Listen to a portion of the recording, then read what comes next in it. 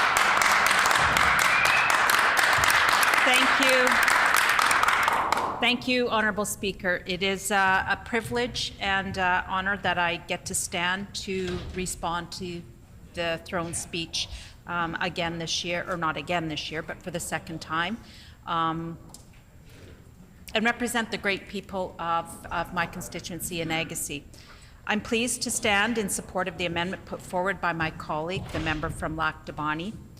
And I just also want to, comment on how important it is as we navigate through these challenging times. It's imperative to reflect on the pressing needs of all our communities and the great people that we represent in those communities.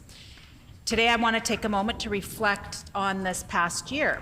I've had the privilege of meeting many new people and establishing new working relationships with constituents as well as many stakeholders outside of Agassiz and, of course, within those boundaries as well. These interactions have allowed me to forge new bonds and gain deeper insight to not just local issues, but many of the challenges that we see right across our province. And many of those are families that are faced with these challenges, organizations, newcomers, healthcare professionals, educators, business owners, newcomers, and also those that are dealing with mental health challenges and, of course, the medical issues that go along with that as well.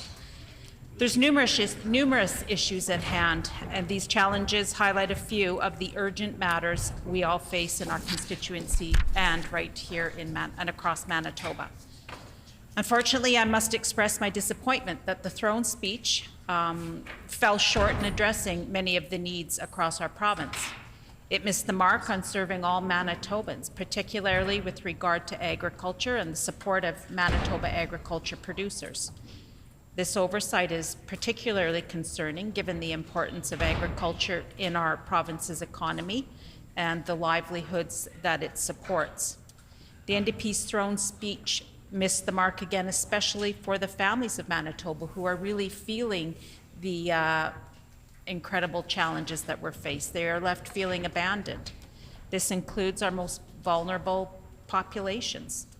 The so-called gas tax, the holiday, did little to alleviate the burdens faced by many of those who are struggling and those that need the assistance most. There was no acknowledgement of the urgent needs of the people who are struggling today, and unfortunately, it's only expected to get worse.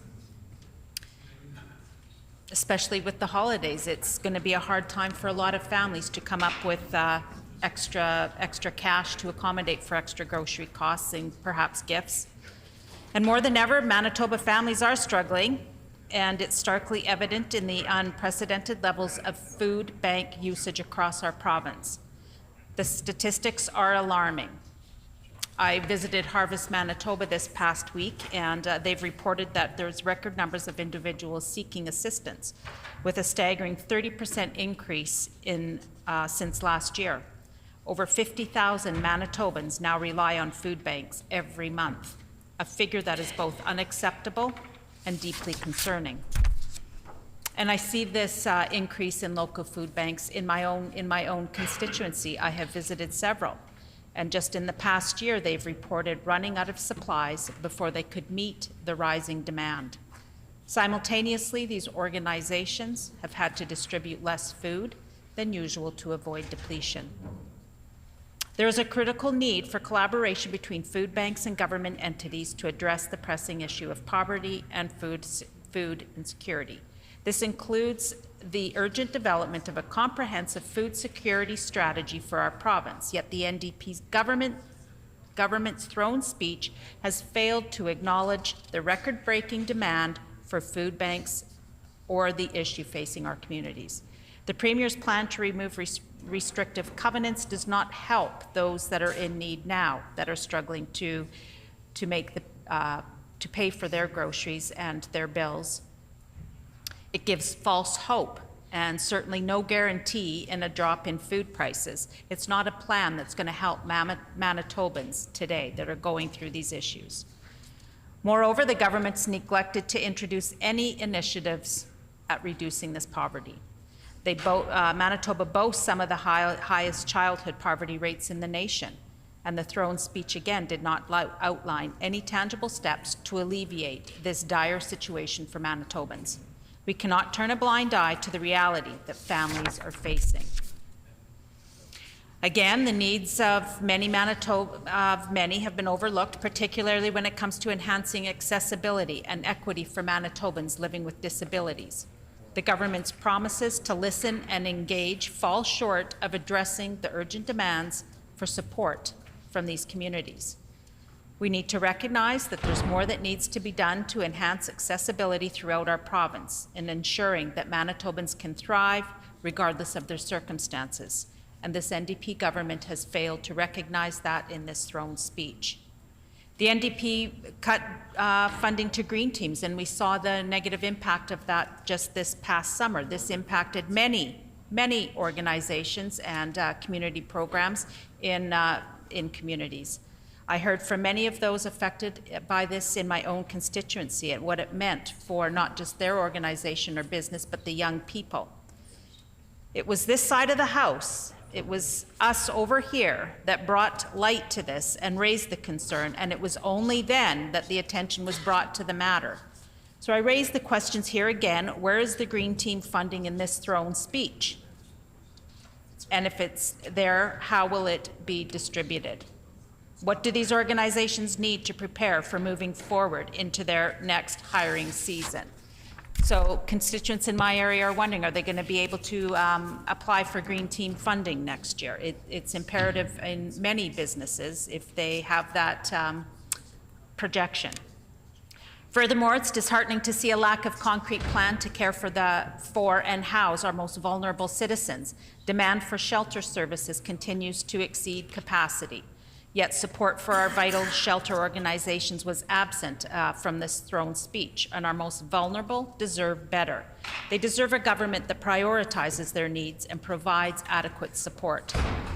Another significant omission in the throne speech was the acknowledgement of overcrowding in our schools. The fact that we now have hallway classrooms under this NDP government is concerning. There was no mention of their plan to replace or repair schools that require urgent work, nor was there any acknowledgement of the 9 schools that they have cut. As I know from firsthand experience, the substantial growth in the town of Neepawa, it has increased the student population, placing immense pressure on our existing educational infrastructure. Beautiful Plains School Division is one of the fastest growing school divisions, percentage-wise, in the province, and this trend shows no sign of slowing down. With class sizes forecasted to grow rapidly in the coming year and no additional spaces available, we need to ask, what is the plan for this community and the new school in Neepawa?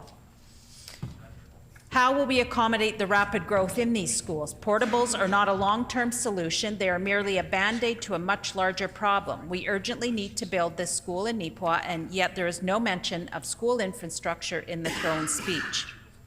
Rural Manitoba is also not isolated from the increasing crime rates that plague not just the city of Winnipeg. It is troubling that there was no mention of rural crime in the throne speech. This omission indicates a recognition that the government cannot effectively deliver on justice in this province, particularly in rural areas. Crime is increasing across our province, and this NDP government continues to fail implementing safety measures and a crime reduction strategy. What is the plan to protect Manitobans? We see the impact in our communities, like those in Swan River. My colleague, MLA for Swan River, can attest to the impact this has, especially on the healthcare professionals in the facilities in that area. Let's take a moment and look at the healthcare plan across our province, or their lack of here in Manitoba. This government campaigned on fixing healthcare, but yet there's been no significant changes indicating it's going in that direction, Honourable Speaker. The expansion of healthcare facilities in Selkirk was a great initiative and driven by the PC government in 2021 and 2022. This allowed for the completion of 800 surgeries. This achievement highlights the importance of infrastructure investment in improving healthcare access and reducing wait times for patients. However, despite this progress, there are concerns about the ongoing challenges in attracting and retaining healthcare professionals. The NDP government has yet to outline a robust plan that matches the recruitment and retention incentives offered by other provincial health authorities, which is crucial for sustaining these operations and ensuring quality care. Let's look at the emergency wait time strategy. Wait times have become a pressing issue across Manitoba, with the Grace Hospital reporting median wait times approaching 5.5 hours. This indicates a significant strain on emergency services. The alarming reports from emergency room doctors about hallway medicine reflect a situation where patients are being treated in non-designated areas due to overcrowding. Look at the rural emergency rooms. The challenges faced by rural emergency rooms, including intermittent closures, have compounded the difficulties in accessing timely medical care for residents in these areas. The situation at the Carberry Emergency Room is a stark reminder of the vulnerabilities in the healthcare system, particularly for those living outside urban centers. Rural residents often face longer travel times to access emergency services, making the availability of local health care critical. Listening to healthcare workers. The narrative of the NDP government listening to healthcare workers is contradicted by the recent statements from Manitoba Nurses Union. The MNU has called for increased safety measures in healthcare settings, indicating that frontline workers feel their concerns are not being adequately addressed. The ongoing issues of mandated overtime and burnout among nurses highlight systemic problems within the healthcare workforce that require immediate attention. The reliance on agency nurses also raises questions about the stability and continuity of patient care. I also noted the glaring absence of any mention regarding the provision of essential medical equipment for new rural hospitals. The need for diagnostic equipment in these facilities is not merely an add-on, it is a fundamental requirement for delivering quality health care. Access to timely and accurate diagnostics can mean the difference between life and death. It impacts the ability of healthcare professionals to make informed decisions, ensure that patients receive the right treatment promptly, and ultimately contributes to better health outcomes. Rural hospitals often face unique challenges, including limited resources and higher patient-to-provider ratios.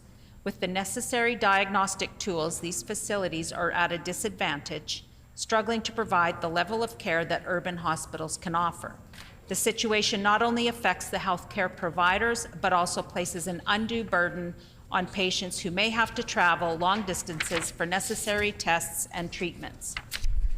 Allocating funds and resources for advanced diagnostic tools should be a priority, ensuring that every community, regardless of its geographical location, has access to these services that it deserves.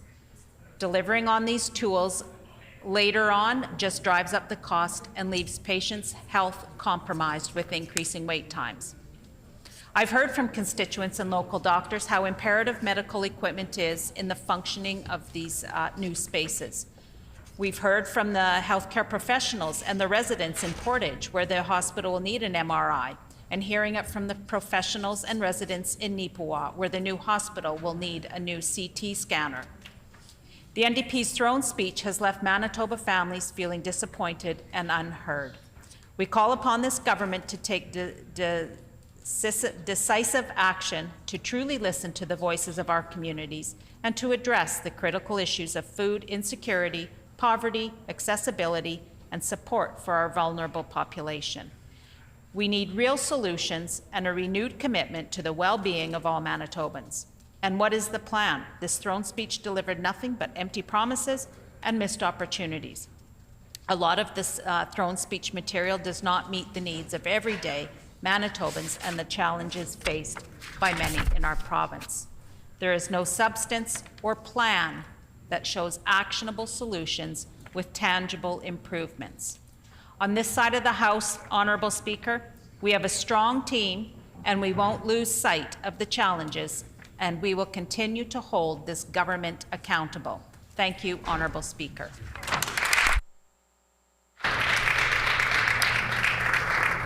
The honourable member for the Boroughs, and just before I before the honourable member begins his speech, there's some guests in the gallery that I'd like to take a moment to introduce. We have with us seated in the public gallery 10 members from Latinas Manitoba, and they are guests of the honourable member for Kildonan River East. We welcome you here today.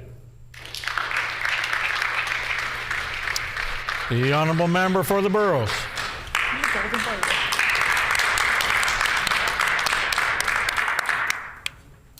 Honorable Speaker, thanks for the opportunity to speak to our second speech from the throne, which has substance and which has a plan. Before I start, I want to share a few good things, a few positive vibes. In honor of the sacred land we stand on and of the ancestors who once walked on it, I want to say a few words in my mother tongue, Punjabi. आओ ਅਸੀਂ ਇਹ ਮੰਨ ਕੇ ਸ਼ੁਰੂ ਕਰੀਏ ਕਿ ਅਸੀਂ ਇਸ ਵੇਲੇ Anishinaabe, Anishin, Inuk, Dakota, Oit, Denesuline ਅਤੇ ਨਹਿਟੂਕ ਲੋਕਾਂ ਦੀ ਜ਼ਮੀਨ ਅਤੇ ਮੇਟੀ ਰਾਸ਼ਟਰ ਦੀ ਧਰਤੀ ਤੇ ਇਕੱਠੇ ਹੋਏ ਹਾਂ। ਅਸੀਂ ਇਹਨਾਂ ਇਲਾਕਿਆਂ ਤੇ ਹੋਈਆਂ ਸੰਧੀਆਂ ਦਾ ਸਤਿਕਾਰ ਕਰਦੇ ਹਾਂ ਅਤੇ ਅਤੀਤ ਵਿੱਚ ਹੋਏ ਨੁਕਸਾਨਾਂ ਅਤੇ ਗਲਤੀਆਂ ਨੂੰ ਸਵੀਕਾਰਦੇ ਹਾਂ। ਅਸੀਂ ਸੱਚੇ ਮਨੋਂ ਮੂਲ ਨਿਵਾਸੀਆਂ ਦੇ ਮੋਢੇ ਨਾਲ ਮੋਢਾ ਲਾ ਕੇ ਅੱਗੇ ਵਧਣ ਲਈ ਤਤਪਰ ਹਾਂ। ਅਸੀਂ ਵਿਨੀਪੈਗ ਵਸਦੇ ਪੰਜਾਬੀ ਸੰਧੀ ਨੰਬਰ 1 ਅਧੀਨ ਆਉਂਦੇ ਖੇਤਰ ਤੇ ਵਸਦੇ ਹਾਂ ਤੇ ਮੰਨਦੇ ਹਾਂ ਕਿ ਇਹ ਧਰਤੀ ਅਤੇ ਪੰਜਾਬ ਦੀ ਧਰਤੀ ਦੋਵੇਂ ਬਸਤੀਵਾਦ ਦਾ ਸ਼ਿਕਾਰ ਰਹੀਆਂ ਨੇ। ਇਹ ਬਸਤੀਵੇਦ ਅਜੇ ਵੀ ਰੁਕਿਆ ਨਹੀਂ, ਇਸ ਕਰਕੇ ਸਾਡੇ ਤਜਰਬੇ ਸਾਂਝੇ ਹਨ। ਇਹਨਾਂ ਸਾਂਝੇ ਤਜਰਬਿਆਂ ਦੇ ਮੱਦੇਨਜ਼ਰ ਸਾਡਾ ਭਾਈਚਾਰਾ ਇਸ ਬਸਤੀਵਾਦ ਨੂੰ ਚੰਗੀ ਤਰ੍ਹਾਂ ਸਮਝਣ ਲਈ ਪੂਰੀ ਵਾਹ ਲਾ ਰਿਹਾ ਤਾਂ ਕਿ ਅਸੀਂ ਸੁਲਹ ਸਫਾਈ ਦੇ ਰਾਹ ਤੇ ਨਿਆਂਪੂਰਵਕ ਚੱਲ ਸਕੀਏ। And I would like to provide the translation for this right away. I want to say, translating what I said in Punjabi, let's acknowledge that the land which we have gathered on is located on the original lands of Anishinaabe, Anishin Inuk, Dakota Oit, Dene Sulin, and Nehituak nations, and on the homeland of the Métis Nation. We respect the treaties that were made on these territories. We acknowledge the harms and mistakes of the past, and we dedicate ourselves to move forward in partnership with Indigenous communities in a spirit of reconciliation and collaboration. The Punjabi community of Winnipeg, settlers on Treaty 1 territory, acknowledge that this land was colonized, and we come from a land that was also colonized. Keeping these shared experiences in mind, our community is taking time, energy, and space to learn about the ongoing colonization of the territory we reside on in order to justly walk on the path of reconciliation.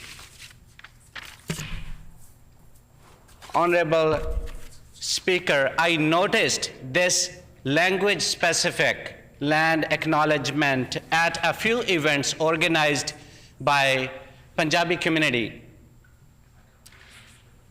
And I noticed that many people who listened to this and who did not belong to Punjabi community appreciated this a lot, and I felt good about it. Why I did this in the chamber today? We already do this land acknowledgement. Why I chose to do this in my mother language, Punjabi, and translated in English? there are a few reasons. I want to reflect the pride I feel speaking my language in this chamber. And I also want to reflect the beauty of this workplace that welcomes a diverse range of languages and cultures with honor and dignity. I wish we have a translation infrastructure for various ethnic languages soon in this chamber. And my most important reason to share this is to honor those children who were deprived of the right to speak their language in residential schools, who were teased and bullied for wearing long hair, who were taken away from their parents and families and never made it home. I was not born in Manitoba. I was neither born in Canada. I was born in Punjab, the land of 5 rivers, and I'm proud of my first language, Punjabi, and my Punjabi heritage. I equally love English, which is my language at workplace. I also love French, no less than these two. However, I didn't get a chance to learn it yet, which is also my workplace language. If you're wondering why I'm talking about languages, is because I strongly feel that language pride is uniquely powerful to strengthen yourself and your connection with people around you. Since I got elected for the first time in 2019, I started learning a few words of Tagalog and Ukrainian that some of my constituents speak. I have met many Filipino kababayans who have been continuously advocating for their language through Filipino bilingual program in Seven Oaks School Division and Winnipeg School Division in my constituency boroughs and beyond. I want to specially mention Manitoba Association of Filipino Teachers Incorporated, MAFTI, for their hard work and advocacy to preserve their language and heritage. I want to mention leaders like Mary Jane Napolitano and Janalyn Tan for their work. I want to thank Winnipeg School Division Superintendent Matt Henderson, Stanley Knowles, school principal and vice principal, both Andreas, staff Amandeep Jada and Jeshan for their leadership for starting Punjabi bilingual program. This is the first school in Winnipeg School Division to start Punjabi bilingual program.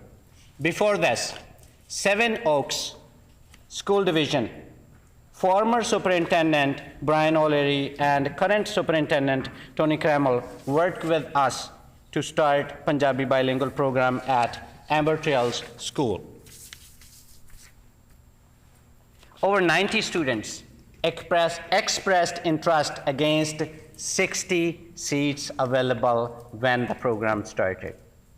A big shout out to Principal Ms. Navjeet Campbell and her staff for this initiative. My colleagues from 2019 class read petitions demanding Punjabi bilingual programs in 2021 and 2022. So thank you, my friends. Our NDP government's second speech from the throne is a beautiful document. I want to specially mention the decision to commission a bison and baby bison's statue on the front lawns of the legislature. Looking at the bison would remind us all about our great province, Manitoba, and baby bison would remind us about family ties that were harmed during the residential school era. Honorable Speaker, we know we can't go back and change the past. However, we can make some good choices in our present to create a future that our families and kids deserve. Mistakes have been made in the past, but we can correct them today. We, on both sides of the aisle, represent far over 1 million Manitobans who voted us in. For what? As I understand, to serve them, to make their lives better. to honor and thank them for the opportunity to serve them. Let's remind ourselves again that it is a privilege to serve Manitobans in this sacred chamber.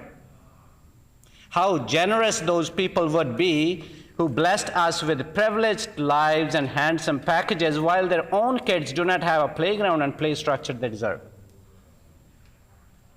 How kind and big-hearted they are who voted you in to enjoy this beautiful workplace while they themselves work precarious jobs or minimum wage jobs to make both ends meet. We cannot waste this great opportunity blaming each other and politicizing almost every moment in this chamber. We cannot heckle their trust away. We cannot dramatize defending their rights.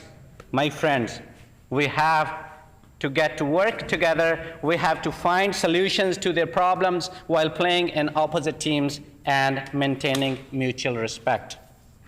Look into the mirror and ask yourself how much time you spend serving your constituents versus the time spent on your political priorities. You know the answer. Let's stand up for the people you represent. Political success will follow. And listen this. It's raining past mid-November in Manitoba. Is it because NDP is in government? Or is it because Stephenson and Pallister were in power? No, none of the above. It's because of the climate change. We need to get together and address climate change. Let's salute and learn from everyday heroes like Alvic Community School Principal Stephanie Luna and staff who walk door to door late evenings to feed hungry kids, along with Bear Clan Patrol on their safety walks, headed by Barb and Gary Alijo. By the way, Gary Alijo ran against me in 2023. I appreciate his community work. Let's salute Ovi Jewett School Principal Ms. Tanis, celebrating Diwali, along with her school students, staff, and parents wearing beautiful Punjabi dresses at the school event. Let's salute 204 volunteers, Leela and Renee Castro, Danny, Evo, Tech, and their team, who take care of the streets and parks in our neighborhood, collecting garbage and sharps. Let's salute Alvik Village and Resource Center staff who collect clothes and toys for the families in my constituency, thanks to the generous donors as well. Let's salute people like Tommy Douglas and grow up to match their personalities. Let's gather some courage and stop by a member opposite to ask, how's your family and kids? We are part of this big machine called democracy. Let's oil it well. Let's use good, clean fuel to manage its carbon footprint. Let's get it serviced regularly. Look at the owner's manual and follow it. If it says premium, only use premium only. Do not fill with regular. You would save a couple of bucks today, but eventually you would seize the engine and regret later. Back to Burroughs. I want to mention a business, a few businesses like VC Cuevas Bakery, Sugar Blooms, Cuisina Express, and Four Crowns Restaurant in my constituency. They mean a lot for the community I represent, and they all keep doing great things for our people, including social work. Dear Manitobans, I represent a very diverse constituency of boroughs. I'm not just talking about cultural diversity, I'm talking about the diverse range of activities like fall and spring cleaning. These campaigns are handled by Kababayans at Filipino United Community Church in Burroughs on Pritchard. I'm talking about the Ukrainian community and their congregation on weekends that brings three generations together to celebrate their heritage through language, food, and friendship. Talking about food, let's talk about delicious chole bhature and puri chole by Sharma Ji's restaurant on McPhillips. I invite you to go and try good food there. Try their aloo parathe at least once. Go to Punjabi Chop Corner on Mandalay Drive and try their spring rolls and mango lassi. I'm so proud of all these small businesses in boroughs who are making a positive impact on our economy and society as a whole. Dear boroughs residents, I want to say this to you. Your government is hard at work for you. A few gentle reminders about our progress within 1 year in office are: we are fixing healthcare. We have hired 870 healthcare professionals of the 1,000 promised under our first budget. We have imposed cell phone ban in schools to impact your kids' learning in a positive way, fully focused and without distraction. We have hired 630 educators in our schools to address the staffing shortages. A universally available school nutrition program is in place to help your kids feed themselves before their everyday learning experience. We want to make sure no kid goes to school hungry. Orange Shirt Day is a stat holiday now. You can get together with your family and children and participate in events and discussions to learn about the harms done by residential schools and truth and reconciliation. We have started second session of the 43rd Legislature with our new throne speech that commits to many positive steps to make Manitoba better.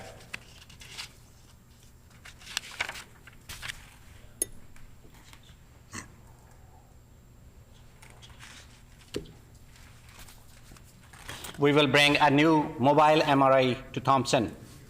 A new seniors advocate office will protect you and your loved ones. A new plastic healthcare card is coming. You can apply as early as December this year. Under our administration, it will be easier to join a union. That means more respect and better pay for workers. And yes, I can't miss this one. We will open 2 new Manitoba Agricultural Services Corporation offices next year. Our focus is more police presence on our streets. We are hiring more mental health workers so police can focus on violent crimes. Honorable Speaker, while our NDP team is in lift people up mode, unfortunately, some members in this chamber are still in send them back mode, and that breaks my heart. I'm referring to those hardworking trucking professionals, many of them from my community, Punjabi community. They have been attacked by one of the members, saying, send them back. I want to ask such members to educate themselves and stop spreading hate in our society. People voted us in to fight against racism, bigotry, stereotyping, and hate. Spreading hate at a time we should be mourning the loss of lives is not leadership. Stop, or else Manitoba voters would send them back in 2027. My dear friends, please note, this is not your land. You have been allowed to settle by the great people of the Turtle Island because of their generosity, kindness, and love for humankind. Grow up, please. Looking forward to continue serving Manitobans in light of the vision shown in our throne speech in question. Thank you, merci, miigwech, shukriya, and sat sri akal. Honorable Speaker.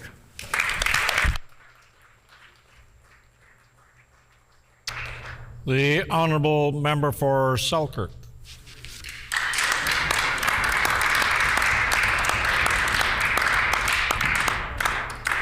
Thank you, Honorable Speaker. I am always happy to rise. I think the role of being elected as MLA, especially for the constituency of Selkirk, every day I get up with such tremendous pride that I represent that community.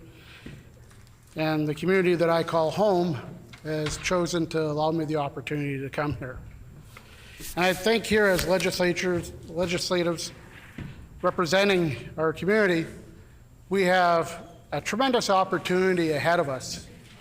We have the ability to stand in this chamber on a daily basis and ask questions and bring the current government to account, to try to get answers for our constituents on the things that matter, to try to bring ideas forward that we've been asked to bring on behalf of the people who have elected us, and even the ones who haven't elected us, to represent them as respectfully and as diligently as we can.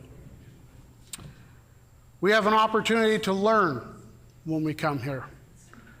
And every day I learn something. Prior to being elected, I didn't know how laws worked. Prior to being elected, I didn't know the steps that it takes or the amount of influence certain stakeholders could have by simply talking to you about the importance of what they would like to see.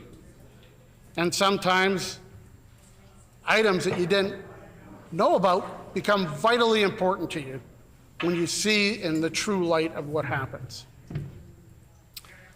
And when you have a throne speech, you would hope that it would cover all of the things that you've been sent here to represent. It would cover all of the hopes and dreams for a better future for the citizens of your constituency. And as I come here, I'm educated all the time. 2 years ago, I never had heard of Holodomor. And yet, that goes back almost 92 years. And yet I didn't know anything about it. And I think that we need to educate people around our province of the importance of things in the past. I never heard of the Trans Day of Remembrance prior to being here. Last year was the first time. And yet it's been around since 1999. And when we have opportunities to remove hatred or showcase the devastation that hatred could have in our society, we need to take that up. As the critic for culture, heritage, and tourism, I have not only the ability, but I have the desire and want to attend many different celebrations in our province. A lot of cultural celebrations that I never had attended prior to being elected. Attending Diwali as an example, showing a culture celebrating who they are and what their spirit is about was uplifting.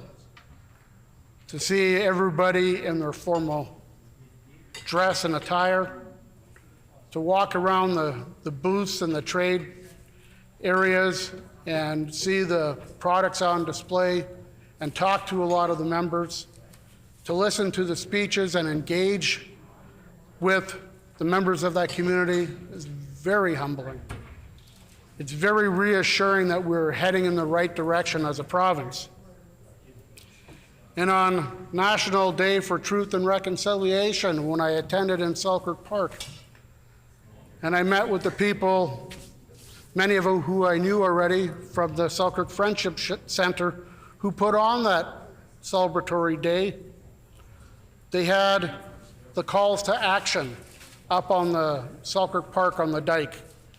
And I walked up and down those calls to action, stopping and reading them. And they seem, they're attainable. There's something that we can strive to do as a government and as people that respect the rights and the will of other people. I attended the Minnow Pimatisawin event that was held at our largest arena here in Winnipeg.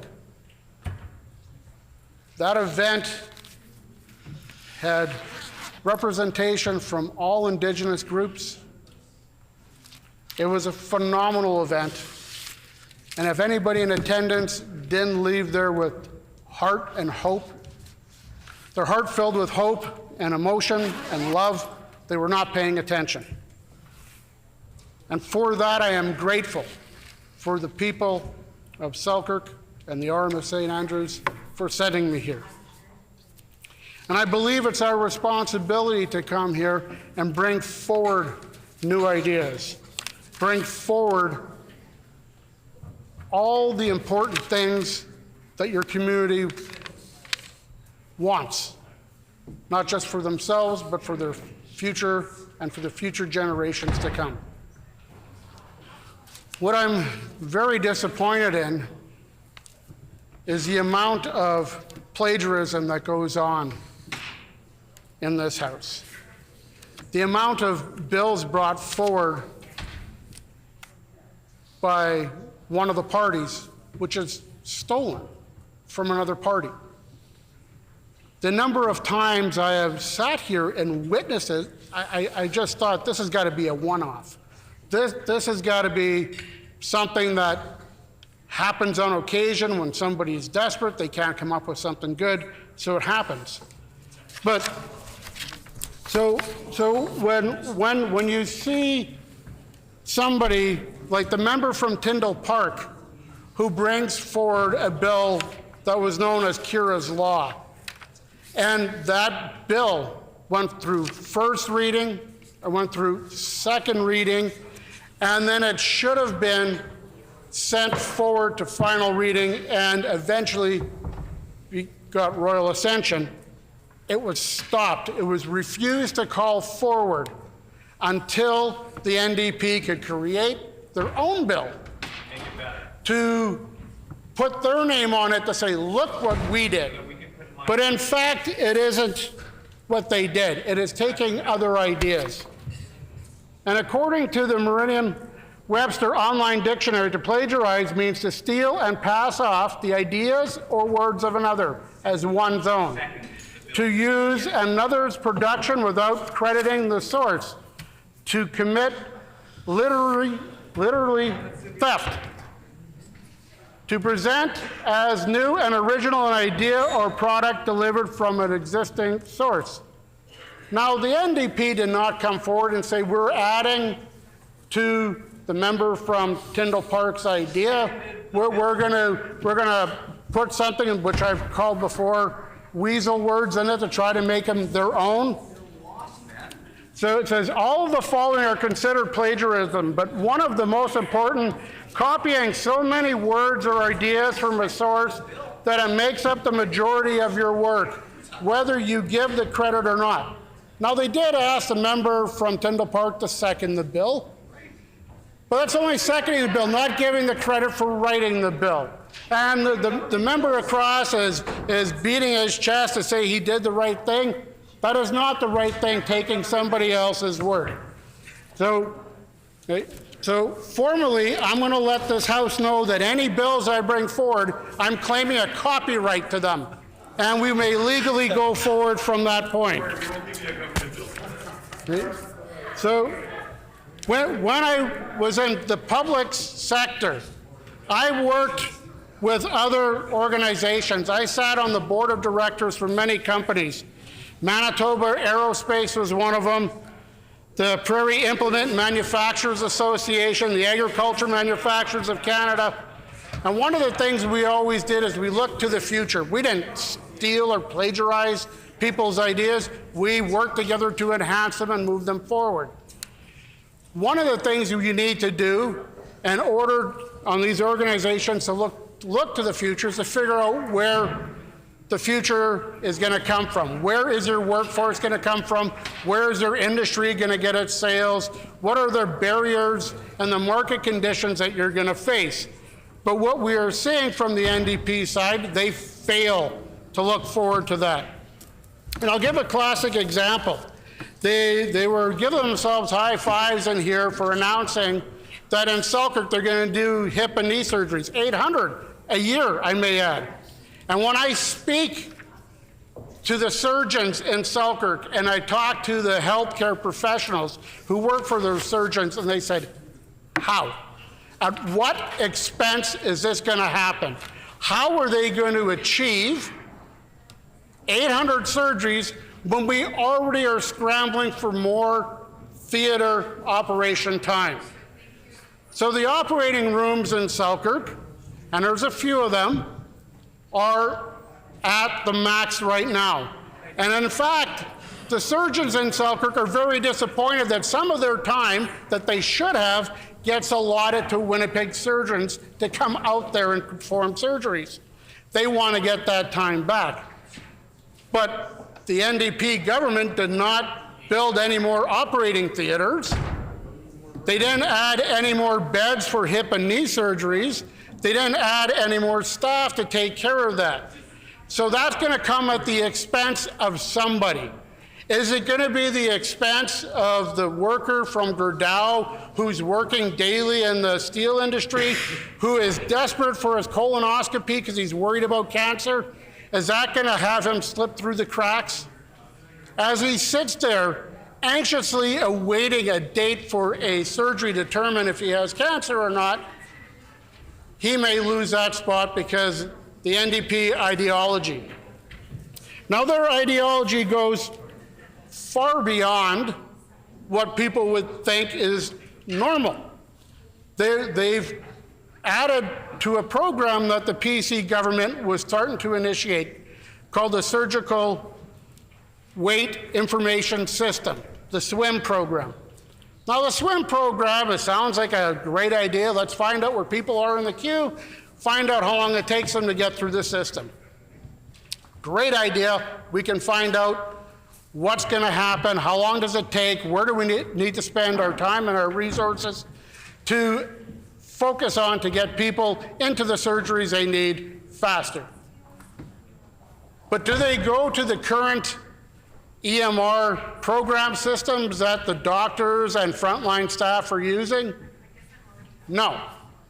Do they go to these ER systems and say, can you add some programming to your system so we'll be able to monitor what's happening now, and can we get that transferred over to the government or to the hospitals to make sure that we can get this done in a relatively painless fashion without creating a bunch of work for the frontline staff? The answer, Honorable Speaker, is no. They've created a second duplicate system that all the frontline staff that work in the surgical centers around our province are now forced to do double the work. Where is the time coming from? The people in this industry are at their max capacity. They're seeing growing wait lists for all types of surgeries, many of them very important for the quality of life that people have or even sustaining life. They need to make sure they focus on that, not do a redundant double entry system. So when the government takes a look at the programs to offer, they need to take a look at the experts out there that are currently conducting those. Not just throw an idea forward just to say, look at my new idea, which is somebody else's idea, plagiarizing yet again, but without having the ability to finish the task. The people in Selkirk are getting burnt out trying to figure out a system that doesn't work and duplicates what they're already doing. A simple conversation with the programmers would have concluded a different result, would have had the expected outcomes that one would have hoped, not create another bureaucratic system that this NDP government is keen on doing. I've got literally another 150 pages that I'd like to go through and talk about the failures of this government. But unfortunately, I don't think I have the time. I want more of my members to get up here and please speak to this. Thank you very much, Honourable Speaker. The Honourable Member for Kirkfield Park. Thank you, Honourable Speaker. It's an honor. Oh, thank you. Thank you, Honourable Speaker. It is an honor to stand before you, not only as the elected MLA for Kirkfield Park, but also as someone deeply committed to the future and well-being of our children in our communities. Before I was elected, my journey was profoundly influenced by my time working as a correctional officer and juvenile counselor at the Manitoba Youth Centre. And in these roles, I came face to face with the harsh realities many young people endure. I saw neglect, I saw lack of support, and the overwhelming feeling of being abandoned. These experiences were eye-opening and heart-wrenching, revealing the critical flaws in our support systems and the urgent need for change. It is one of the reasons why I entered into politics. One of the most painful realizations was understanding how impossible it is for a child to learn and thrive on an empty stomach. The lack of basic nutrition is a barrier that no child should face, yet it's a reality for many. This basic human need became a focal point of my commitment as I entered public service. 1 year ago, our NDP government pledged to make life better for all Manitobans. And today, I am deeply proud to share the remarkable progress we have made in fulfilling that promise. We've taken significant steps to ensure that every child in Manitoba has the resources and the support they need to succeed and grow up healthy and happy. First and foremost, education is the cornerstone of a fulfilling and prosperous life. Every child deserves access to quality education that can inform and guide them throughout their lives. This year, in a significant stride toward improving our education system, we hired more than 630 teachers across the province. This initiative was not just about increasing numbers, but transforming the educational experience for our students. With more teachers, we've been able to reduce class sizes, allowing for more individualized attention and support for each student. Smaller class sizes create a more conducive learning environment where students can engage more actively and receive the encouragement that they need to excel. Recognizing the importance of focus and concentration in the learning process, we also made the decision to ban cell phones in classrooms. While technology has undeniable benefits, in the classroom, it often serves as a distraction. By removing cell phones, we are ensuring that students can focus better and engage more deeply with their studies. However, education extends beyond the classroom. It encompasses the overall well-being and health of our children. Every child in Manitoba deserves the resources necessary to grow up healthy, happy, and ready to take on life's challenges. This belief led to the launch of a universally accessible school nutrition program, an initiative that is incredibly close to my heart. I have seen firsthand the devastating impact that hunger can have on a child's ability to learn, hope, and dream. Our nutrition program ensures that no child in Manitoba goes hungry. This program provides nutritious meals and snacks to children, addressing their immediate needs and laying the foundation for a lifetime of great health. Children who are well-nourished are more likely to perform better academically, socially, and emotionally. By ensuring that every child has access to healthy food, we are taking a fundamental step towards leveling the playing field for all children, regardless of their background or their circumstances. This initiative brings broader benefits to our community. By making nutritious meals available to students, we're not only supporting our children's health and education, but we're also easing the financial burden on families. Parents can now rest a little easier knowing that their children will receive healthy meals at school, which alleviates some of that economic pressure that families are facing, and we know we can take every penny that we can get these days. The introduction of a universal food program for children in schools can have significant implications for public safety And this relationship can be explored through several key perspectives. And I'd like to go through those perspectives with you folks. With nutritional and health outcomes, a universal food program ensures that all children have access to nutritious meals, which can lead to improved health outcomes.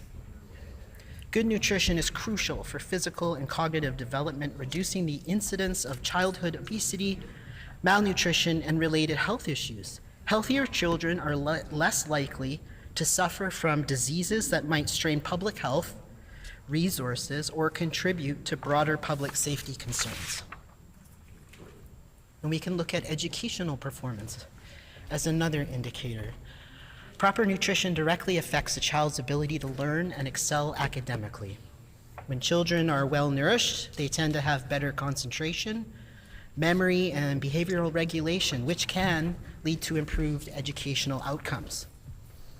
Higher educational attainment correlates with reduced crime rates and increased civic engagement, contributing overall to public safety.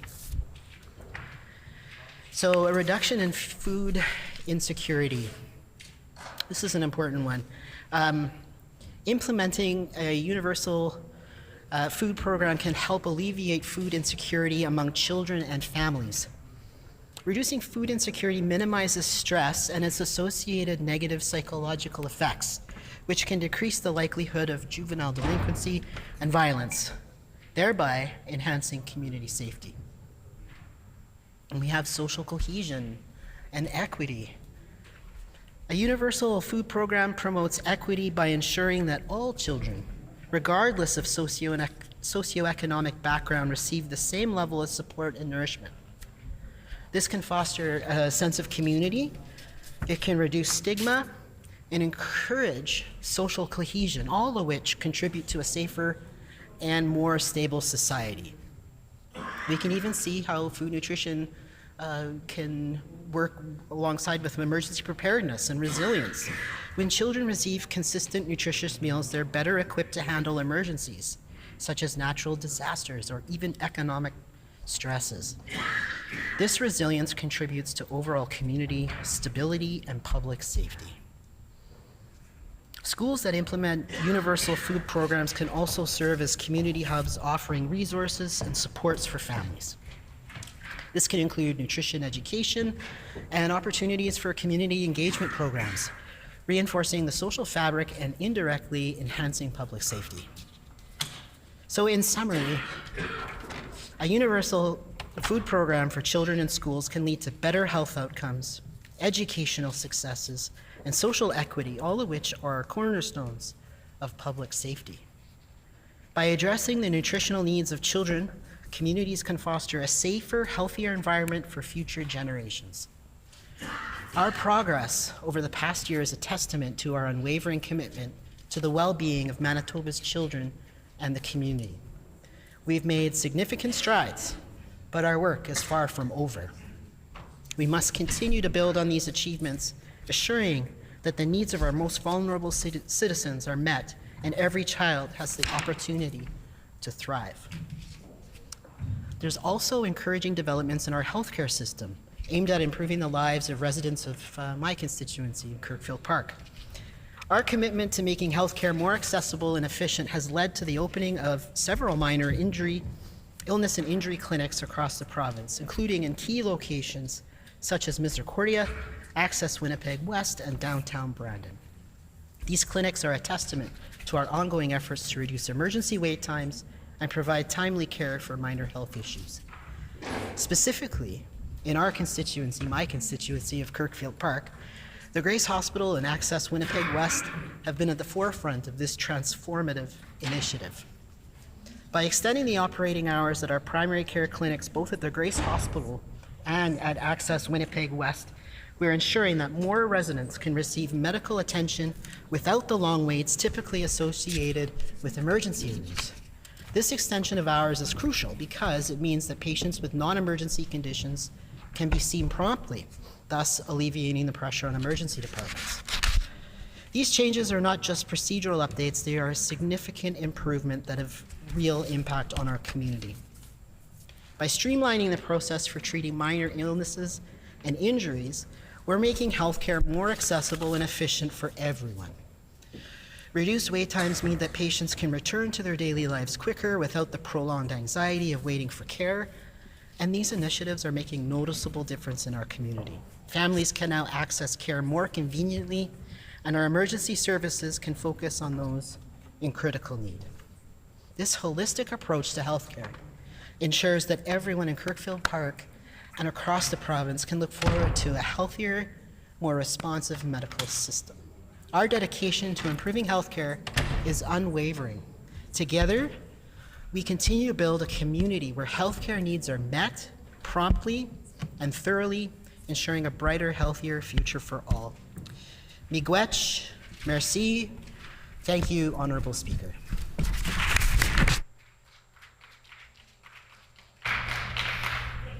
The Honourable Member for La Vérendrye. Thank you, Honourable Deputy Speaker. Thank you for the opportunity to provide this House and the people of Manitoba my response to the future shown and highlighted by this NDP government in the past year, and also through the message that they've provided in the most recent throne speech. Last year, I stood up to deliver a speech hopeful of political collaboration that would move Manitoba forward together. And these are the messages that we were hearing from the newly elected NDP government. I spent a significant amount of my time letting Manitobans know who I am and who I represent in last year's response to the throne speech. I, at that point, left 12 years of municipal government representing and was somewhat naive to thinking that all government, independent of party representation, are here for the betterment of the entire province. And once you get to work, it would be easy to put aside and see through a rational lens without political ideology dragging us in a direction which gives complete disregard to common sense. Well, now a year later, I was wrong, and instead we have a government that stays true to the political ideologies that drive their political interests. After a year of sitting in this chamber and seeing what we have seen debated and passed, it is clear to see that the NDP government doesn't have a lot to offer Manitobans. It is sad because Manitobans were fooled. They bought the message that was portrayed. They were made to believe that the NDP were going to be quick acting and repair the issues that were concerning Manitobans and catered to by the NDP. We can all agree that Manitobans were skeptical on electing an NDP government to manage our finances, but people become complacent and quickly forget the harm done to our economy under previous NDP governments. It is hard for me to relate to the rationale that makes a person enticed to vote for the NDP government, and that is because of my constituents and the majority of the rest of Manitoba. We know that paying higher taxes and stagnating the economy makes life harder and less affordable for everyone. And that has a direct impact on funding the promises that the NDP have been making. Our largest concern is that many promises have been made, both in the last election campaign and now through the last year. We've seen 2 throne speeches and a budget unfold, and yet the promises we aren't seeing come to fruition. During the delivery of this year's throne speech, my attention was quickly drawn to the points missing, as well as those that are contradicting. I represent one of the, if not the most progressive regions of Manitoba. Southeast Manitoba has traditionally been very entrepreneurial and progressive. The people of the Southeast understand how to make money and contribute to the growth of our economy together. These people aren't only successful because they know what it takes to make the products that earn the revenue, they also know what it takes for a healthy community to grow and to grow a healthy economy. When the Premier was talking about the economic horse that pulls the social cart during his campaign and early into the first year of government, it was something that I could relate to and agree with. The most important thing to realize about that analogy is that one doesn't come without the other, and that it is clear to see that the progressive southern region of Manitoba understands that balance. The successful communities of the Southeast are also guided by faith, which has driven most progressive communities to contribute to the health and wellness of their community in a structured and organized manner. So when the Premier talks about a balanced approach to economic growth, I welcome him to leave the city of Winnipeg and see how Manitoba is actually run. The problem that I'm starting to see, along with the rest of my constituency, is that the effects of the NDP government are being seen along with the work that they contribute. My constituency especially, but much of Manitoba, has the mindset that so long as they are being provided the things that government is able to, and they are not, they are able to contribute. They're able to contribute in expanding the wealth of the province, as well as contribute to the tax structure of our government. The issue right now is that we have a government so fundamentally loyal to their political ideology that they are willing to create undue hardship and harm along the way. So as we go through the points outlined in the most recent throne speech and compare that to the budget rolled out this past year, and compare that to what we've seen as far as results in Manitoba, we can grade the NDP on their performance. The NDP ran a campaign this past campaign on healthcare. They were the saviors of healthcare. And Manitobans, as I stated earlier, they weren't going to elect an NDP government for fiscal responsibility and lowering taxes and growing the strength of our economy, attracting more people to the province of Manitoba. That's not why they elected an NDP government. They had become complacent and coming out of a pandemic, had looked at the shortfalls that we have in the healthcare system in Manitoba. So the NDP took advantage of that and had misled the province and the voters of Manitoba, primarily in the capital region, that the healthcare that they have could be improved and expanded under an NDP government. Moving forward a year, we haven't seen any improvements to the healthcare system in Manitoba. It's gotten worse. Unfortunately, it's gotten considerably worse. Wait times are longer. As I say, they fooled Manitobans into believing that they would be the savior of healthcare. Although the largest problem is that they are fundamental to their political ideology. And that becomes very dangerous when you are needing to provide health and safety for the people of the province. And where I'm going with that is under the previous government, we were able to catch up with procedures like hip and knee replacements. And we were able to catch up with them because of a broad, open-minded approach to the shortcomings that we have within our province. So we used all resources available to us to provide the care to Manitobans with their tax dollars. And ultimately, while also being mindful of cutting taxes to encourage growth in the province.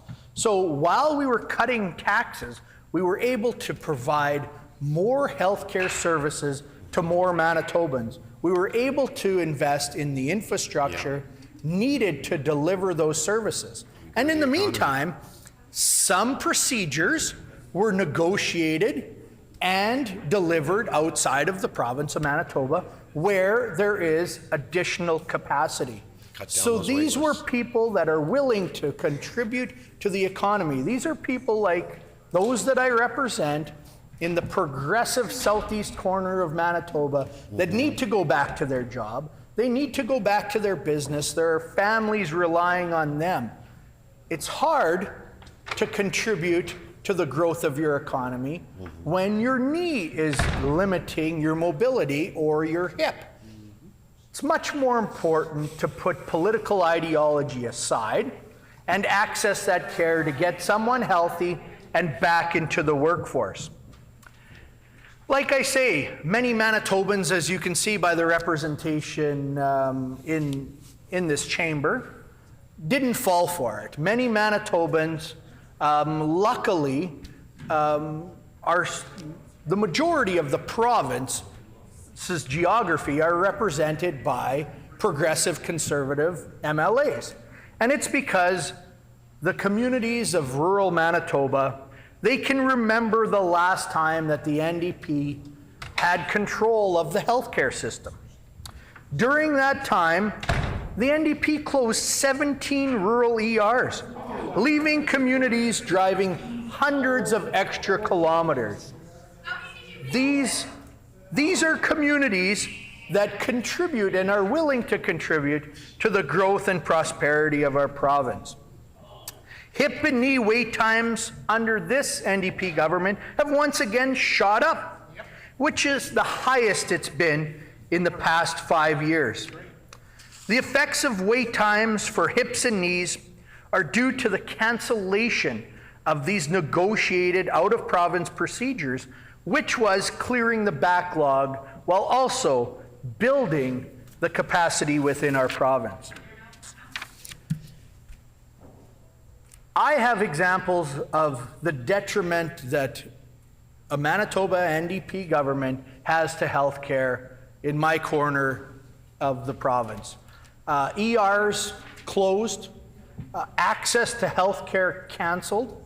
A unique example of healthcare delivery is the all-true agreement in the far southeast corner of the province, where people are hundreds of kilometers away from accessing Manitoba healthcare, and a well-negotiated agreement with the United States is in place. I have stood before this House and asked the minister to meet with the communities to give them certainty on the healthcare that they are able to access without any response whatsoever till this day. Our PC team, though, when under the former government, put forward $400 million to recruit, train, and retain more healthcare workers in Manitoba. This resulted in hiring over 2,000 healthcare professionals over just a 2-year period. What do we hear day after day from this NDP government as their plan for fixing healthcare fails? We hear 800 new healthcare workers. We don't see them. It isn't translating into better healthcare because we see the highlights of the news article every day showcasing the disrepair of the Manitoba healthcare system. So we don't see them, but even if it was to be true, there's still 200 healthcare workers behind what was just the norm under the previous NDP government. Another area that the NDP fooled Manitobans into electing them was education. Teachers were hammering up election signs, be mindful of education in your next election, and vote a government who cares about education. Well, under the previous PC government, and I should say under all previous PC governments, that's when infrastructure was actually built in education across our province. If you go to any community outside of the city of Winnipeg and look at a school, ask when it was built, and then pull up your phone and Google search which government was in power during that time. The majority of schools built across our province was under the leadership of progressive conservative governments. Now, we once again are under an NDP socialist government, which should be protecting education across our province. But no, all of the planned schools moving forward, and I should say these are schools in communities like Grunthal, Manitoba, who is progressive, forward-thinking, and rapidly growing, and they need children to be educated in a public school system. You would think the NDP government could support that, but no. What they've done is they've put a further burden on that school. Temporary classroom spaces have been eliminated from that school, and a project that was set to be started this year has been cut, leaving children in hallways, in the music room, in the library, and in the basement. Students of the Green Valley School don't even have a library anymore because of the poor planning and fundamental loyalty to political ideology by this NDP government. It's disappointing to see that they convinced the teachers that if they rallied support for an NDP government, everything would be good, everything would be great. But the only thing that was negotiated was better agreements for the union. So, as the NDP got elected, they paid the unions for their support, where the loyalty lies within the unions. Unfortunately, it is at the cost of education to students. And we further see that now moving forward with most recent announcements of teacher standards. So now the NDP are scrambling that they need more teachers in the system. Everyone knows that. Unfortunately, they don't understand that you need space for teachers. But that's another topic. I'll focus on the teachers. It's important that we have the teachers to educate the students because we are a growing population in Manitoba. The answer for the NDP has been to cut the credentials for a teacher. So now we don't know where that's going to end, but right now we've seen that it's in lowered math standards and credentials and English. But where it's going to stop, we don't know. How quick are we going to mainstream anybody becoming a teacher, educating our students? And the effects are our students, the future of Manitoba, are going to pay the brunt of the cost. So those were areas that Manitobans were fooled. The province, or the NDP party, didn't campaign on saving infrastructure and strengthening and building the infrastructure of our province, but it's something that they've said since their last throne speech, and again in this throne speech and through their budget, that they are mindful of the importance of infrastructure in our province. Unfortunately, the only thing that we've seen is a $160 million cut to the budget this past year. And $100 million of that was in water infrastructure. So when I was sitting and listening to this year's throne speech, I had my ears open to any potential recognition for the importance of infrastructure and the importance that it plays in growing and prospering our province. And the only thing that I heard was a commitment to outlet channels for flood mitigation in the Interlake. Not sure how unorganized the Department of Infrastructure is under this NDP government, but the week prior to that, during estimates, the infrastructure minister of this NDP government had said that she had called on a pause by the federal government to pause, potentially eliminate, that project from the NDP books. So they're contradicting themselves on important projects for Manitobans, and it's leaving great uncertainty for all Manitobans. So as I look forward, I'm hopeful that Manitobans are waking up and recognizing the selection that they've made. Thank you.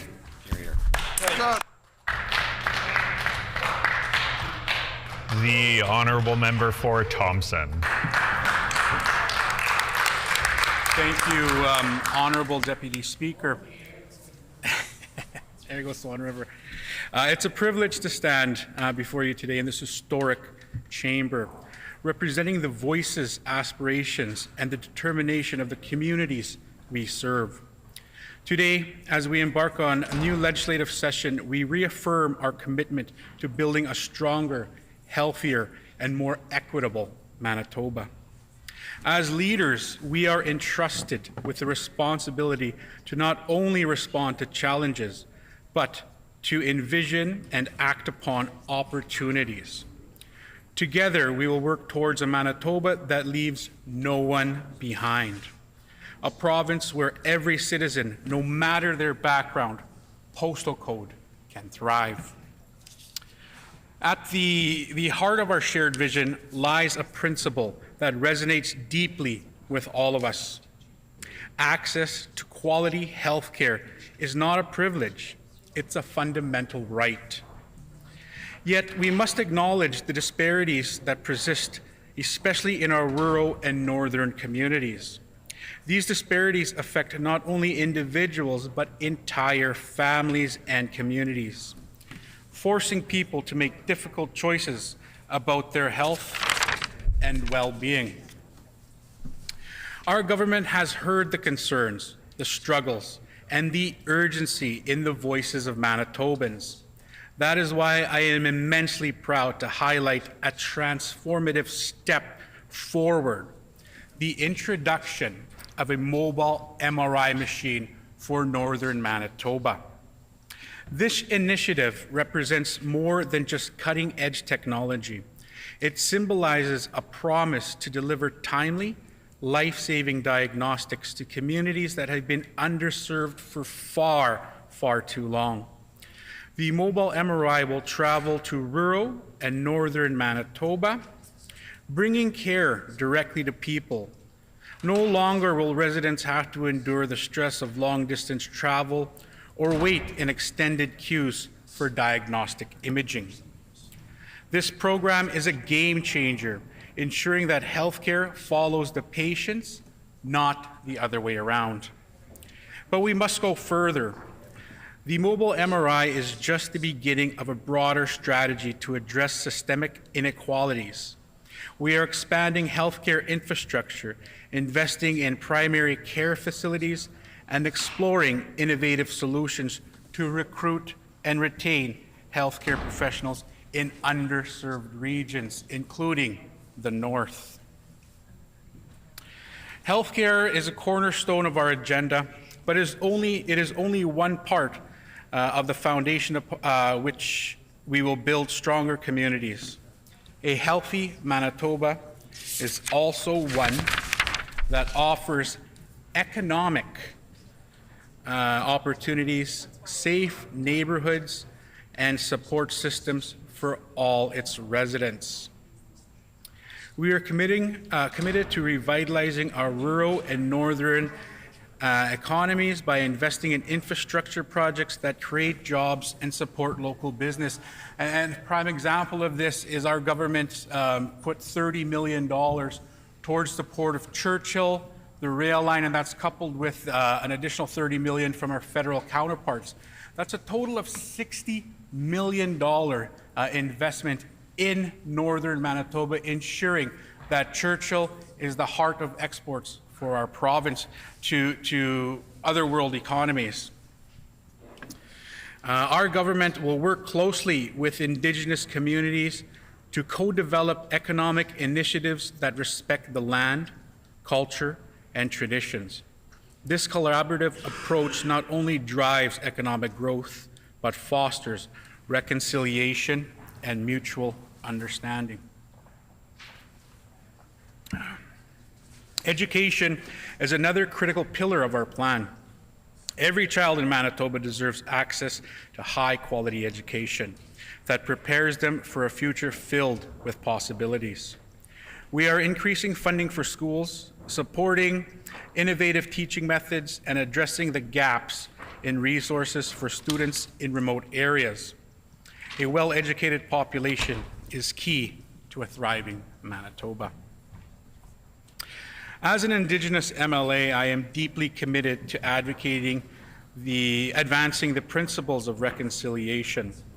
True reconciliation is more than a symbolic gesture. It requires meaningful action. We will continue to honor the Truth and Reconciliation Commission's call to action by ensuring that policies are informed by the lived experiences of Indigenous people. The mobile MRI program, for example, is not only a healthcare innovation, but also a step forward to addressing the healthcare inadequacies faced by Indigenous communities. It is our responsibility to ensure that all Manitobans, First Nation, Métis, Inuit, non-Indigenous alike, have access to care and opportunities they deserve. Our commitment to a brighter future includes protecting the environment. We recognize that climate change is one of the most pressing challenges of our time, and we will take bold steps to address it. From investing in clean energy projects to supporting sustainable agriculture, we are laying the groundwork for a greener Manitoba. Our government is also dedicated to improving public transportation, ensuring that our rural communities are better connected to urban centers. The mobile MRI machine program is a prime example of how mobility can bridge the gap between services and those who need it most. As we move forward, let us remember that the strength of Manitoba lies in its people. It lies in the resilience of families, the entrepreneurs and dedication of healthcare workers, and the wisdom of our elders. Together, we can overcome any challenge, any size, every opportunity. Today, I call on all members in this chamber to work collaboratively. Let us set aside partisanship and focus on what unites us, the well-being of all Manitobans. By working together, we can build a province that is not only prosperous, but is compassionate and just.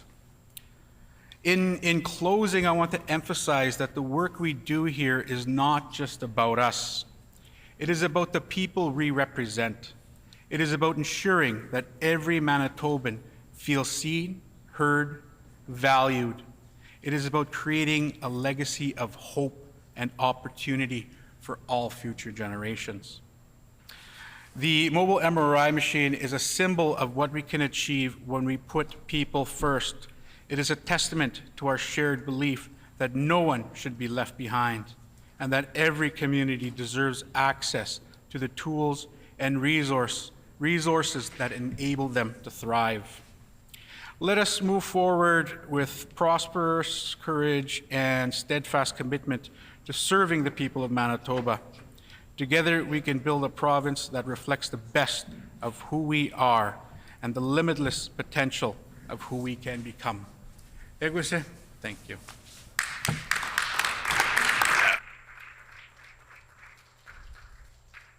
The honourable member for Morden Winkler. Here, Honorable Deputy Speaker. Thank you, Honorable Deputy Speaker. It's an honor for me to stand up today to speak to the throne speech that was given last week by the NDP government. I found that there was a lot of things that were lacking, and I believe that we need to address some of those, as well as I would like to take the opportunity to speak about how it relates directly to my constituency. I'm so very proud to represent the constituency of Morden Winkler. Our community is rural, with all of the different benefits of having business and industry and jobs available. The community is generous beyond belief, one of the most generous communities across the country. And I couldn't be more proud to call it my home and proud to have it been elected to the community of Morden Winkler and the constituency of Morden Winkler. I hope I never take it for granted and continually work hard to make sure that I represent them to the best of my ability. That brings me to the province of Manitoba and the current government. Being from a rural community gives me a different perspective, I believe, than many MLAs who are strictly from rural areas, or sorry, who are strictly from city areas. I have the benefit of being from the rural area, but that I understand that my constituency has both rural and city, both. I have the benefit of having both conveniences. Rural and the conveniences of the city cause me to have experience in many other things, such as availability to a lot of services and things that are very city-oriented. Today, I want to emphasize the fundamental principle that is very important, I believe, to the fabric of our great province of Manitoba. The importance of equal representation for both our rural and urban communities. As we navigate the complexities of governance, it's crucial for us to recognize the unique needs and contributions of all Manitobans, regardless of where they call home. Manitoba is a province rich in diversity, with vibrant urban centers like Winnipeg and Brandon, alongside vast rural landscapes that are home to countless communities. Each of these areas has its own distinct character, challenges, and opportunities. Urban areas are often seen as economic powerhouses, bustling with innovation, culture, and diverse population. Our rural communities are the backbones of agriculture industry, rich in natural resources, and steeped in tradition. Both sectors are very vital to our province's identity and prosperity.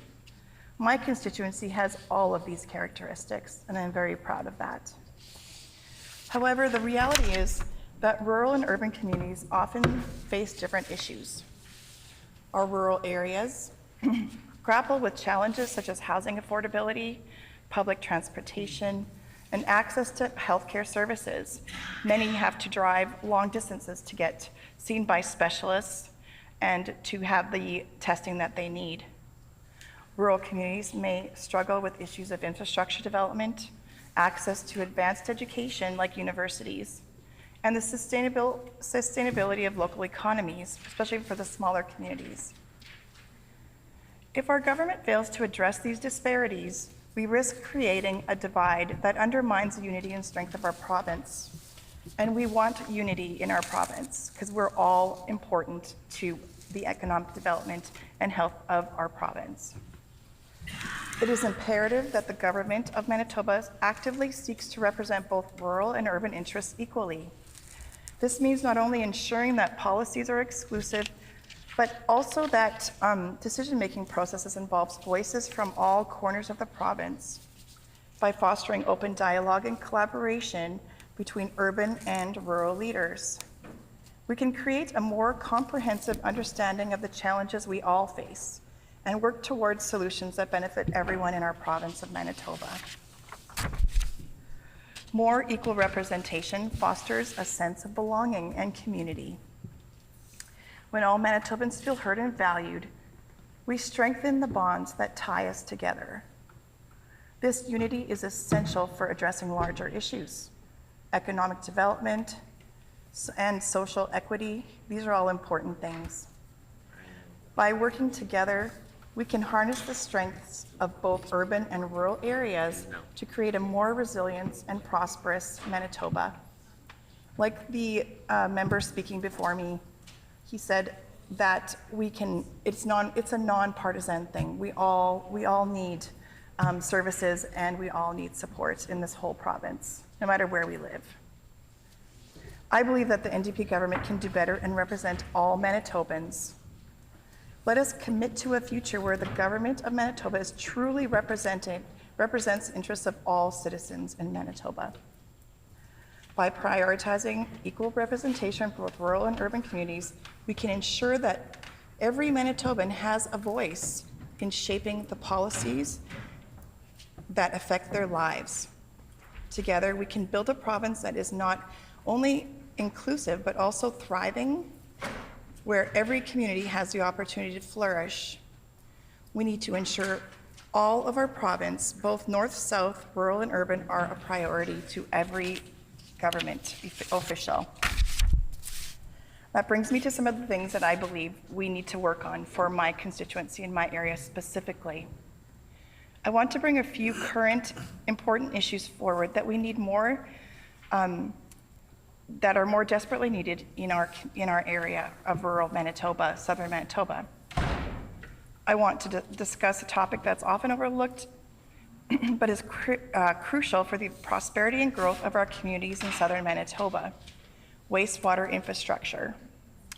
As we navigate the challenges of 21st century, it is imperative that we recognize the significance of effective wastewater management systems in fostering sustainable development, protecting public health, and enhancing our quality of life. First, let us consider the role that wastewater infrastructure plays in safeguarding public health. I think this is something we often overlook. Properly designed and maintained systems ensure that wastewater is treated effectively before it is released back into the environment, as we have seen in the past with Lake Winnipeg. This is not just a matter of convenience, it is a matter of health and life. Contaminated water can lead to serious health issues, including waterborne diseases that can affect families and communities. We need to invest in robust water infrastructure. As we invest for help, it will help our citizens, ensuring that everyone has access to safe, clean water. Also, we need to be economically or environmentally sustainable. Southern Manitoba is blessed with rich natural resources and rivers and lakes and wetlands, just like the rest of the province. These precious ecosystems are vulnerable to pollution and from untreated untreated wastewater. By prioritizing wastewater infrastructure, we can protect our environment and maintain the natural beauty and attracting tourists into our area. A clean environment is not only vital for our health, but also our economy. In addition to the health and environmental benefits, water infrastructure is a cornerstone of economic development. As our community grows, so does the demand for reliable services. Businesses and industries require efficient wastewater systems to operate effectively. When companies consider relocating or expanding, one of the key factors they evaluate is the availability of more modern infrastructure. By investing in wastewater management, we create an environment for businesses, which in turn generates jobs, stimulates local economies, and a strong water infrastructure is not just a utility, it is a catalyst for economic growth. And currently, southern Manitoba and Morden and Winkler communities are needing support from the current government to advocate for funding for our wastewater projects. So I want to encourage the current government to take a look at that and to please to support our community in rural Manitoba and help us with our wastewater projects. The resilience of our wastewater systems becomes more critical as time goes on. Growth has stopped.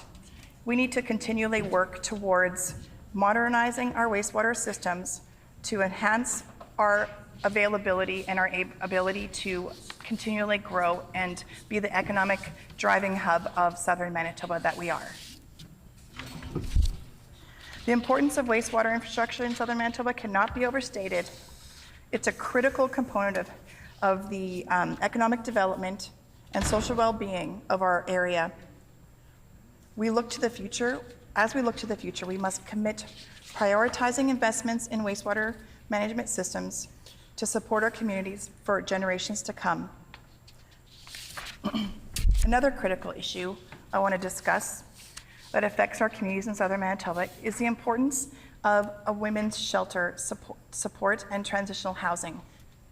Every day, countless women and children face the harsh realities of domestic violence, homelessness, and economic instability. In southern Manitoba, shelters provide a safe haven for those fleeing abusive situations, offering not just a roof over their head, but also essential support services. These shelters are lifelines, providing immediate safety, emotional support, and access to resources that empower women to reclaim their lives. Transitional housing plays a vital role in this journey. It bridges the gap between emergency shelter and permanent housing, allowing women to regain their independence at their own pace. This type of housing offers stability, which is crucial for healing and rebuilding lives. It provides a nurturing environment where women can access job training, counseling, childcare services, and enables them to develop the skills and confidence they need to thrive. Moreover, investing in women's shelters and transitional housing is not just a moral obligation, it is an investment in the future of our communities. When women are supported, they can contribute positively to society, fostering healthier families and stronger communities. In southern Manitoba, we must continue to advocate and increase funding and resources for these essential services. I'm asking the current NDP government to please realize that southern Manitoba is in desperate need of funding for this project. Together, we can create a community where where every woman has the opportunity to live free from violence and fear, and where they can build a brighter future for themselves and for their children.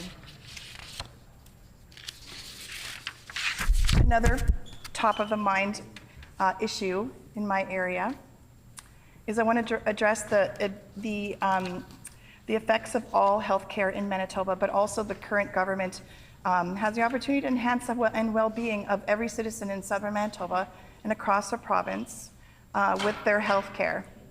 What are they doing? We need action, not listening tours. First and foremost, we must prioritize funding for our healthcare system. Increased investment in recruiting in hospitals and clinics and community health services will ensure that we have resources necessary to provide timely and effective care. This includes hiring more healthcare professionals, reducing wait times, and expanding access to essential services. Secondly, to focus on mental health and addiction treatment. We need to provide care that addresses the needs of each person, not only improve individual outcomes, but also to strengthen our communities. There's so many things I could speak about today that are really important to both southern Manitoba, to my community, and also to the province of Manitoba. I want to encourage the current government to continually work towards working together with us, working together for the people of our province, and to work together to enhance both healthcare, transitional housing, whatever it is what we need in our areas, whether that be in the city or in the country, in the rural areas. I want to encourage that we work together to see all Manitobans and their needs. Thank you. Good job, Karen.